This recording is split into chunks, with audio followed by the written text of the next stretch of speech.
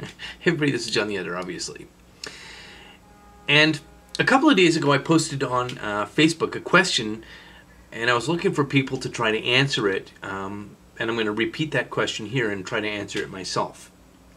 The question is, why do we have the presumption of innocence in our legal system? Now, as much as I'm going to try to answer it, I'm not saying that my answer is definitive or final. I'm actually looking for people to point out what I have missed here, or what I've overlooked, or perhaps where I've got this wrong, and put that in the comments below if you want to. So, why is it that each person in a just society has the right to be presumed innocent of a crime unless they are first proven guilty in a court of law? Wouldn't it be a lot easier and a lot less troublesome to punish a criminal as soon as he's identified? I mean, this would certainly be a lot faster and less expensive to the taxpayer if we ran our legal system like this. No guilty person would ever be accused of a crime and then lawyer their way out of the punishment that we think they deserve. And a lot of people, including Canada's present Justice Minister, Jody Wilson-Raybould, argue for just such an efficient approach as this. These changes would help prevent expensive, time-consuming litigation in cases where the outcome can already be safely predicted. And why not? Wouldn't a speedy and inexpensive legal system that jailed all the criminals that went through it be better than what we have now? Why is the presumption of innocence our starting point? Why is that the default from which a prosecutor who works for the state must work so hard to prove guilt beyond a reasonable doubt? Why is the need to establish the guilt of the individual so costly and difficult? Now, I've always believed in the presumption of innocence being the starting point in a just society, but when I set myself this question to answer in a video, I had to work hard to find an answer that was more than just my emotional attachment to what I learned when I was young. But I was able to think of two reasons why innocence must be the starting point in any legal system in which justice is the goal. The first reason is simple. But even being simple, social justice warriors and feminists and Canada's present Justice Minister apparently do not understand it. If we do not start from the idea that a person is innocent unless and until they have been shown guilty by a very high test, well, then there is nothing to stop a liar from imprisoning an innocent person just by pointing at them.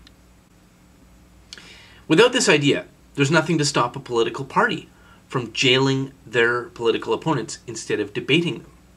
There would be nothing to stop psychopaths from completely running our society by lying in public about imaginary crimes. We would not be able to cooperate with our neighbors, our co-workers, or anyone else sharing space on the sidewalk. Your life would be brutal and hellish and short.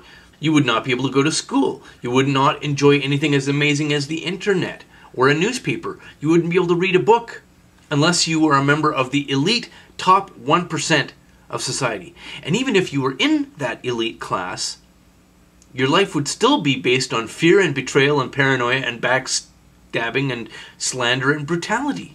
Do you think I'm being hyperbolic? Maybe I am. Perhaps instead of all that horror, you would just be dead before you ever had a chance to reach adulthood. But that's only the practical, concrete reason why we start from the sacred, and I mean it, sacred idea that a person must be seen as innocent. And that innocence must be the rule until and unless they are proved guilty by a very difficult test of evidence. There is a deeper and more philosophical reason why presumption of innocence is a sacred idea. This rests on how easy it would be to immediately imprison a so-called criminal. What if we did not spend all that time and money on that very difficult task, proving an innocent person to be guilty beyond a reasonable doubt? What would be wrong with throwing away a few dozen or a few hundred innocent people into a jail cell if it meant you could also catch the guilty reliably? Why not sacrifice a few innocents if it could prevent the guilty from going free? Why do we not save ourselves all the trouble and expense serving that idea that a person must be presumed innocent until or unless proven guilty beyond a reasonable doubt? Why the cost and difficulty? Why not just sacrifice innocent people? It would serve the noble goal of jailing the actually guilty as well, wouldn't it? Well, that is the question being implied and being asked by feminists like our current federal justice minister, Jody Wilson-Raybould. These changes would help prevent expensive, time-consuming litigation in cases where the outcome can already be safely predicted. Doesn't the need of the culture for order outweigh the need of the individual for truth? No. Don't the needs of the many outweigh the needs of the few? No, they do not. Or shouldn't the government take priority over the individual? No, the government should not. At least the answer must be no if you want a society that is not based on brutality and fear. If you want to be able to go freely to school, to enjoy the sharing of ideas, to not live a totalitarian and violent dictatorship. Unless you want to live under the rule of the most brutal and psychopathic people in your culture for their singular pleasure. The individual must be supreme over the group. In Western society, the citizen is supreme over the government. And it is one of the deepest ideas underlying Western civilization that the highest value we have is the truth. And we embody the truth through the individual. This is why modern medicine is typified by heroic efforts to heal an injured individual and not just discard a damaged worker as if we are, I don't know, ants or termites. It's also why our mythologies put a perfect individual as the model for all real people to emulate as the highest good. And this is true for old mythologies like Christianity and, the Jesus character. And it's also true for newer mythologies with the unattainable perfect individual being, for example, Superman. And this is also why in the contest between an accused person and that monster of almost unlimited power that we call government, the individual is more important.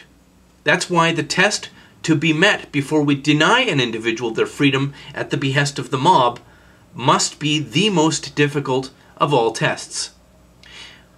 And that's why in a just society, in a fair society, you are presumed innocent until proven guilty beyond a reasonable doubt. Now, these are just my opinions. If you think I've got something wrong here, or if you think I've missed something important, I want to hear from you in the comments, please. And as always, thanks very much for listening and have a lovely day. These changes would help prevent expensive, time-consuming litigation in cases where the outcome can already be safely predicted.